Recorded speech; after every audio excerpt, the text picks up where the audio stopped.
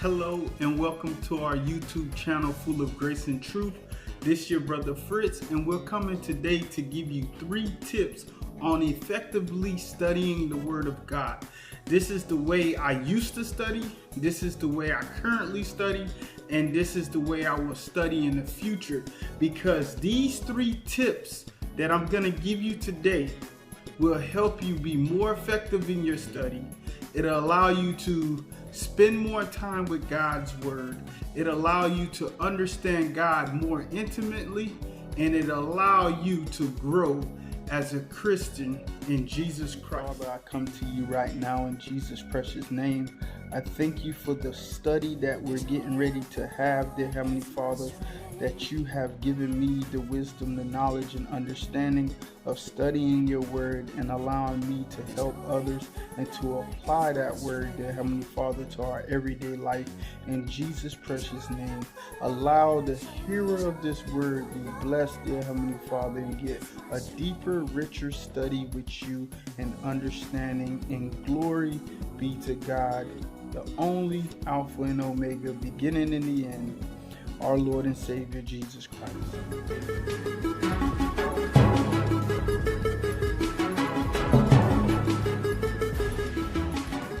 Tip 1, get you a good Bible, a good study Bible. And I just did a video on different translations, so if you want to see that video, just look in the link and it'll be there. But I'm here to tell you right now, you need you a good study Bible. The study Bibles I've used in the past and I use now, a Holman Study Bible or a MacArthur Study Bible, a King James Version, a New King James Version. My favorite, what I prefer, is the New American Standard Version. And if you can't get a hold of any other Bible at that time that you're trying to start your study, you can use the NIV. But remember, an NIV is not word for word translation. It is a meaning to meaning. It'll give you an understanding, but do not use it as sound doctrine. Another thing you would need is a Holman Bible Dictionary. This is what I use. You can use Henry, a Bible dictionary, that's a good one, or you can use a Holman Bible Dictionary. They are really good. And you're going to need you a Strong Concordance so you can look up what the text means in that passage, and you can look at the different ways in the culture that it will bring that verse or that scripture, that passage to life, where you can understand it from that time in that culture to understanding it how we can use it. You're going to need you a good notebook to write down the passages that you're studying. And when you're studying the passages, you want to know who, what, when, where, how, and why did this happen. And you put it down on paper, and you begin to study who God was talking to. Where were the people? Who were the people he was talking to? How did the people respond, and how can you respond to God's word? From that point, you can get a better understanding of the text. Remember to highlight the important things and the things that you like out of scripture in your Bible, and read your footnotes and try to understand cross-referencing scripture so you can get a better understanding of the Word of God. Tip 2, plan your study. When I mean plan your study, each day as you study scripture, carve out at least 30 to an hour of your time so you can spend that time studying the Word of God so you can get a deeper understanding of what God has for you. You need at least 30 minutes to an hour. When you plan your studies, it keeps you organized, and it also reminds you where you came from in scripture, where you're at and where you're going. Starting to read the Bible, you want to start with the Gospel of John and read 3 chapters a day.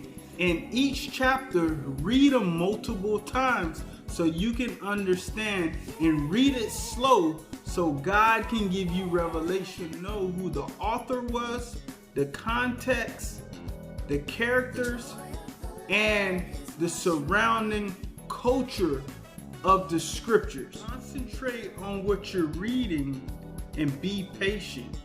Once you're done with John, go ahead and read Mark, Matthew, and Luke, because these, in this way, you go from easy to the hardest passage, where Luke is the longest, where if you start with John, John explains who Jesus is. And from that point, Mark gives a different point of view. And then you go on to Matthew, which gives you the birth. And then you go on to Luke, which Luke was the physician, and he had detail for detail in his. But look at all the Gospels as one, and continue to read it and allow God to reveal His Word to you. Study the Word slow. Once you're done with the Gospels, you would want to start with Romans and read all the letters to Jude. Don't read Revelation. Don't worry about Revelation at this point. When you get familiar with the major prophets, then you can go back and attack Revelation. But for right now, continue to study from John, Mark, Matthew, and Luke. And the third tip, but not least, but should always be first when you study, is you have to humble yourself, pray to God, and ask Him for His knowledge, wisdom, and understanding. For in the Word, it allows us to know that if we humble ourselves, He would exalt us. It says, humble thyself under the mighty hand of God, and He will exalt you in due time. On top of that, He asks you, He says, if a man does not know, let him pray, let him ask, and He will give him wisdom, or give it to him freely or liberally, and you will have it. In the book of John, in the book of James. Remember to always ask God to bless your studies. These are the 3 tips that will make your study life more effective. If 1, you get you a good study Bible, a concordance, and a Bible dictionary. Tip 2, plan out your study. Allow yourself to get 30 minutes to an hour in. Plan out what you're going to read and what you're trying to find out about the Word of God, and strategize through the Word so God can reveal His Word. And tip 3, remember to pray and ask for God's wisdom, knowledge, and understanding, for He gives it to us liberally.